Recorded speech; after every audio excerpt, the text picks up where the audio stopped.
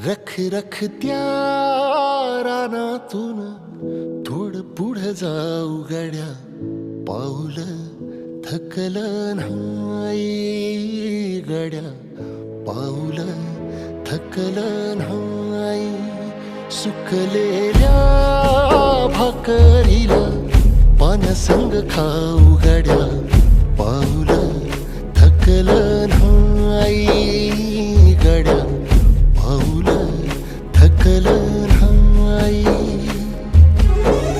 झालो बरबाद जरी बसला घाव उरी, कलेची आग सार जाळून विजाईना.